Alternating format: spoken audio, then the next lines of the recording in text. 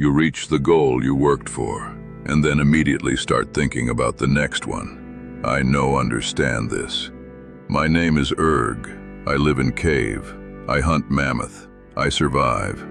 I also have thoughts. Many thoughts. This confuse rest of tribe. I have been inside your head for 50,000 years, and I have some things to tell you. I once watched Tog spend entire season building best fire pit in whole valley. Perfect stones, perfect wind direction. Fire strong, fire beautiful. No one use it. Tribe moved 10 steps to better spot. Tog sit by fire anyway. But you reached the thing you wanted, and it felt like nothing. Erg know this feeling. Erg know this empty very well. Erg watched Tog sit next to perfect fire. Warm, safe, still not enough. Erg know what it feel like to build something that should matter. Erg know what it feel like when it does not. Here is the first thing you need to see. Your brain was never built to let you enjoy the goal. It was built to move you past it. In the Stone Age, stopping meant dying. If you hunted one mammoth and celebrated too long, winter came. If you found one safe cave and relaxed, another tribe came. There was no, I made it. There was only, keep going. So your brain learned something dangerous. Arrival is not safe. Movement is. Brain say, good job. Now run again. And now look at what you do. You finish a project. You check your phone. No big reaction. No explosion of happiness, just quiet. You hit a milestone. Maybe money, maybe status, maybe something you wanted for years. You look at it. Then you think, what next? You don't even let yourself sit in it. You don't even know how. You open another tab. You set another goal. You restart the chase before the last one even lands. Erg, see you do this every time. You thought the goal would fix the feeling, but the feeling was never designed to be fixed. Erg, chase bigger mammoth. Erg, catch bigger mammoth. Erg, still hungry. And if that was all, it would just be tiring. But it gets worse. The second thing your brain does, it erases the past. Not completely, just enough to make the present feel small. In the cave, this made sense. You don't sit around thinking about how good last hunt was. That doesn't help you survive today. Brain compress past into something simple so you can focus forward. But now, you forget how hard it was to get here. You forget the nights where nothing worked. You forget the version of you who would have looked at your current life and thought, this is it. Instead, your brain normalizes everything. What once felt impossible now feels basic. What once felt like a dream now feels like the bare minimum. Brain take miracle, turn into routine. So you sit there, surrounded by things you once wanted, feeling like you have nothing. You scroll, you compare, you look at someone ahead of you. Suddenly your progress feels irrelevant. You downgrade your own life in real time. Erg, hate this trick. You don't celebrate because your brain rewrites the story. It says, this was always expected. This is not special. Erg, remember first time make fire.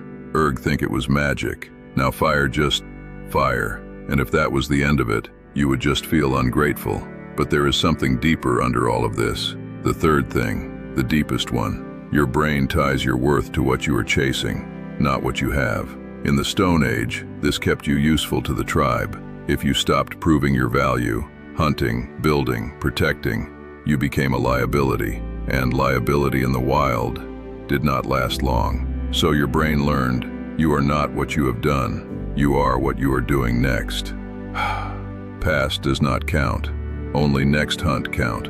Now look at your life. You achieve something. For a moment, maybe a second, you feel something close to relief. Then it fades, because your brain shifts the question from, did I do well, to, what am I doing now? And if the answer is nothing, you feel empty, you feel behind, you feel like you are wasting time. Even when you are objectively ahead, you sit with your achievement, and it starts losing meaning in your hands, like something leaking out of it. Erg, build strong cave, sit inside, immediately think about bigger cave. Same pattern, different world. You don't feel empty because the goal was wrong. You feel empty because your brain cannot attach identity to something that is finished. Know what it feels like to arrive and immediately feel like you do not belong there. I've been thinking about this for 50,000 years. Every pattern in this, the moving past the goal, the erasing of the past, the constant need to prove again, they are not three different problems. They are one thing. Your brain does not recognize enough. It never learned that signal. Because in the world it was built for, enough did not exist. There was always another threat, another winter, another hunt. So it keeps you in motion, even when motion is no longer survival.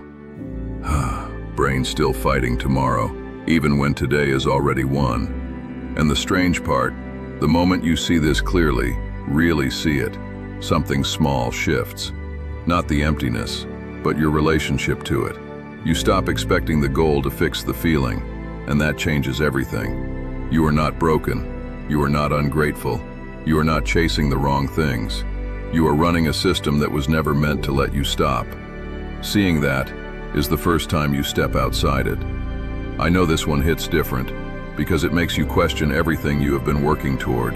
Not in a bad way, just in a quiet way. Like realizing the finish line was never designed to feel like home. You are still going to chase the next goal anyway. No. Also already thinking about second cave next to first cave. Tog still sit by perfect fire sometimes. Still waiting for it to feel like enough. Fire still warm. Tog still not. Fire will still be warm. Think of one person whose brain is still running. You know who. Face just appear. Send them this. No need words. If that person is you, write fire in the comments. Will know. Always know. Next week I'm going to talk about why you want what you cannot have. Has seen this in the tribe. Has thoughts.